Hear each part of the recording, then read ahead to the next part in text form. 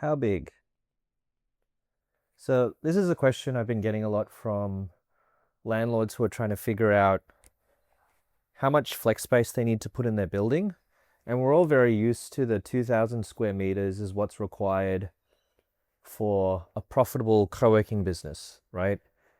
But the question I'm getting these days is how small can we go, right? Especially for a landlord who's trying to do it themselves or partner with someone who's offering a tailored or a white label solution, because 2,000 may be too big, or because this current model is under variable income.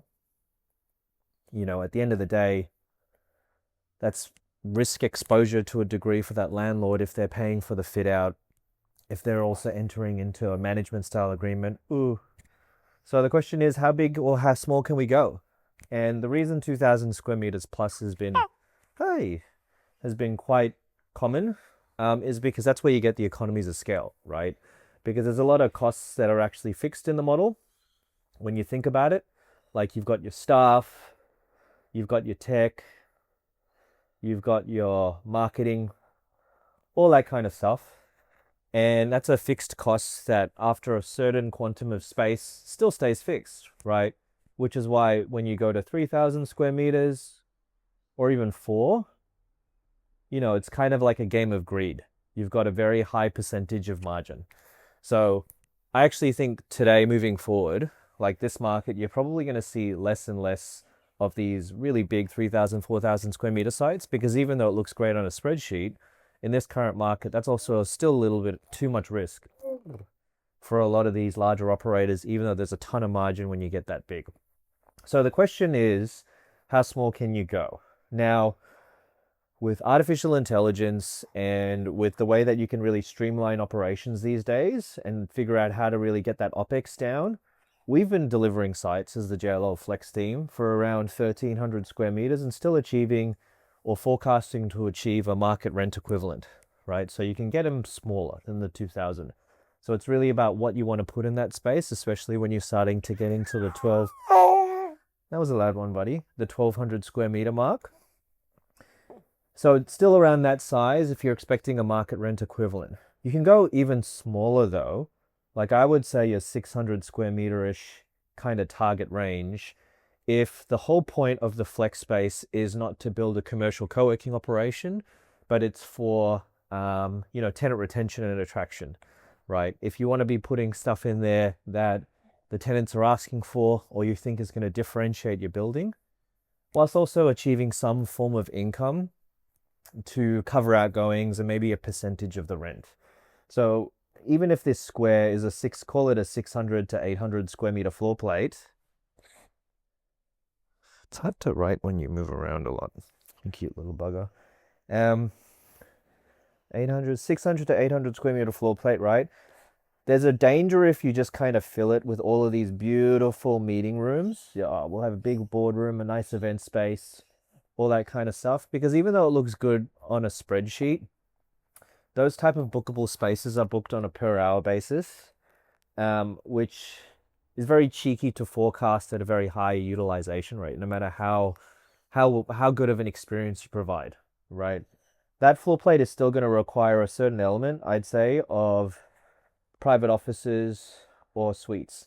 And you can call them like war rooms, you can call them project spaces, but when you think about it, it's not per hour. Those are still booked 6 to 12 months at a time. So 6 to 12, not per month, but let's say 6 to 12 month licenses, right? So that's helping underpin, that was a horrible, right?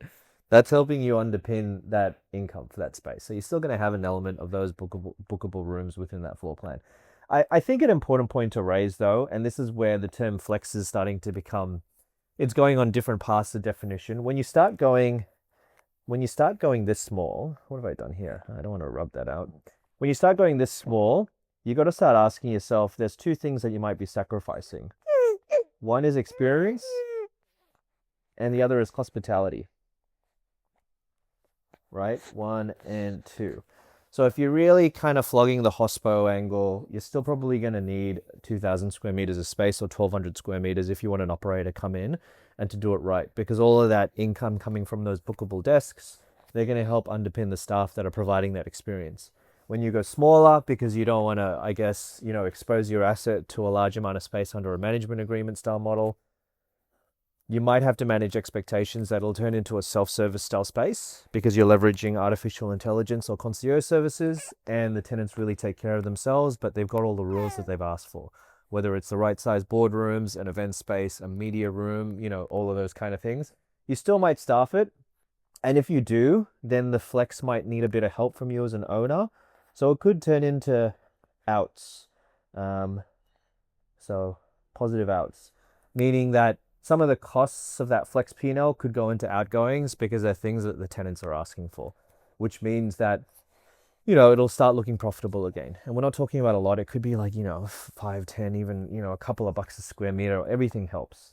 The smaller sites, the 600 square meter sites, we call Flex Light at JLL. We specialize in this, I'd say, because we're really focusing it on this year. But when you think about it, if we're in your building and we're already managing the asset as your property asset manager, if there's a facility manager, a property manager that we can take advantage of, or systems that we can build on, we can also streamline and reduce those operational costs significantly, as well as providing a significant amount of resilience to the building because you've got one team doing it, right? So when you think about us doing it, think of it less as a 600 square meter management agreement under a co-working operator or a flex operator. It's almost like us adding to that property asset management expertise and team. So Flex Light is where it's at for us because we think the future is, well, needs to be flexible, right? It's not very flexible if the only answer to flex is it has to be this big, 2,000 square meters for it to work. That's the opposite of flexibility. So hopefully that was helpful. And thanks for putting up with me, Logan.